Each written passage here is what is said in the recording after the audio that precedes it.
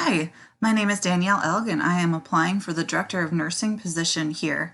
I have been a staff nurse here for many years and watched the former management's approach to problem solving and team management, which I believe gives me a good insight into how things were ran and how things could be improved upon.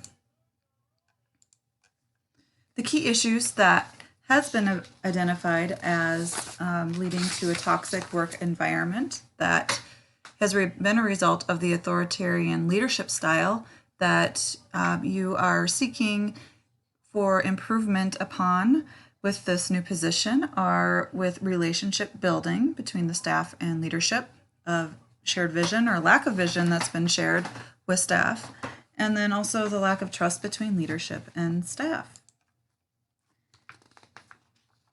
In this presentation, I'm going to outline some of the key interventions that I plan to implement if I am chosen for this position. I'll also provide references which support the reasoning for these choices. Additionally, I will focus and discuss on how these interventions differ from the authoritative leadership style that was in place by the former director of nursing. One thing I really want to point out here is that interventions that I plan to implement cross over interchangeably into the three main focus areas. So I'm going to review my interventions and then I'll follow up with some specific items on how they relate back to the particular area of concern. So I'd like to discuss a little bit about the authoritarian leadership style. This style was seen a lot in the 60s and 70s and had the mantra of do as I say. Managers in these types of situations hold all of the control, and unfortunately the employee's voice is not heard. Criticism is punitive. Communication is downward, so from the management down to the employees that are doing the work. Coercion is usually used to motivate others. Typically, productivity is high, but creativity, self-motivation, and autonomy are low. One potential benefit of this type of leadership style is seen in crisis situations when a quick decision is needed to make. But in our ever-evolving healthcare situation, this style is seen as being outdated. The interventions that I want to discuss and I would like to implement if I am chosen for this position are to develop a facility-wide strategic plan or vision, implement a professional governance council, implement a high reliability organization, adjust culture, which is part of that, and rounding, which is also part of the high reliability organization. But I will discuss a little bit of that later on here. Firstly, strategic planning is considered to be a process of continual assessment, planning, and evaluation to guide the future. So by doing some strategic planning, it helps to guide our organization towards what our goals are. It helps to give staff direction and how they should be managing day-to-day operations, and it utilizes the vision statement and mission statement of the facility. So I included here what our vision statement and mission statement is for our facility. Our vision, the Alpine Care Facility's vision, is to provide exceptional healthcare services to the region's citizens. And our mission, to improve the physical and emotional well-being of all the people we serve. Next, this helps to generate a shared vision. This is really an interactive process between leaders and followers, and it helps to show that they're all committed to the organization's goals, also their mission and vision. And it also encourages innovation. Next, the Professional Governance Council also kind of goes hand in hand with the strategic plan and mission. This involves nurses and staff from all levels of the organization. Staff are able to be part of a committee that addresses specific concerns, and benefits of this includes improved job satisfaction, communication, engagement, and outcomes. So how are these going to be implemented or developed? Well, initially, a committee will need to be made involving employees from all levels of the organization. This also helps with buy-in and to ensure that input is gained from all levels. Next, the SWOT analysis is done. So strengths, weaknesses, opportunities, and threats will be analyzed, and goals will be decided based on what the analysis shows, and also the development of a plan.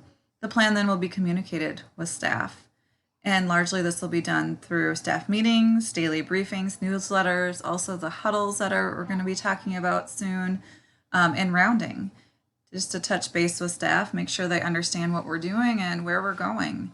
And then the Professional Governments Committee will help to address specific goals. The interventions will meet our goals that we discussed earlier by directly addressing the lack of a shared vision head on by involving staff in that strategic planning and involving them in professional governance. By doing this, they'll have more insight into operations. And also, they help to facilitate relationship building and trust, which are our other big goals here. The key difference here is that something to keep in mind actually is top-down management styles are out of date. So in order to lead successful teams, power needs to be shared amongst all levels of the organization. With the authoritarian leadership style, employees would have been told what to do and how to act. Their viewpoint wouldn't be included in the discussions that are being done. So a lot of improvements would be missed and not taken into account. Next, we'll discuss the high reliability organization. So overall, the high reliability organizations have a preoccupation with failure. We really want to make sure that we're bringing failure to the forefront, but we want to address it. We avoid simplifying interpretations, simplicity to operations. We committed ourselves to resilience, and we have flexible decision structures that defer to expertise. Part of the high reliability organization is having a just culture. A just culture means that errors, when they're reported, are responded to in a non-punitive manner, meaning if a nurse came to me and said, I made a medication error, instead of reacting by writing them up or scolding them, we would look at a root cause analysis and really talk about what do you think caused that and learn from those mistakes. By doing this, we create trust between the employee and the employer, and it has a positive impact on staff willingness to report unexpected outcomes. It also has shared accountability, which facilitates autonomy and trust. Unsafe environments are reported because staff know their leaders are interested in knowing what is going on right, so discussion can occur on improvements. Part of this just culture and high reliability is doing safety huddles. These would be done daily. Different staff shifts would be considered as to how we would facilitate that, but my goal would be to meet with staff daily, and these huddles allow bedside nurses to report that they feel more empowered to speak up about unsafe environment or errors that are made. This also leads to an increased level of trust, a greater sense of community, culture of collaboration, and greater degree of accountability. And then also rounding is part of this as well. Rounding really is a connection with staff that promotes quality care outcomes and contributes to improved organizational performance. Rounding, checking in with staff, builds trust in relationships, helps build staff satisfaction, improves retention, and reinforces our purpose and vision. Here's a nice analogy or a nice thought that I came across from researchers Velez and Noravi, and they did a research of 8 chief nursing officers in various California organizations, and they determined that some of the key qualities that have staff building or leading to trusting their relationships with their supervisors are being your real self. So be yourself, walk the talk, do as you say, being respectful, treating each other with respect, act as though others are watching. So as a manager, I hold myself to the highest regard that I'm going to be acting in a way that staff could be watching, and they should see me how I would want to see them. Relationship, engaging with staff and showing interest in their lives. And then risk taking, encouraging them, supporting them if things go wrong. Back to that high reliability. And then also other ways that I plan to use trust based on these researchers is the share model. So as share your vision and discuss our company's vision. We can also share and discuss values. The H, how can I help you? That's part of that rounding. How's your day going? Do you have the tools you need to do your job? A, authenticity. We're all human. We need to act like we're real humans. We make mistakes, and I'm more than willing to admit those that I've made. R, role modeling, acting the way you want people to see you, and engaging, discussing issues with staff, asking for input.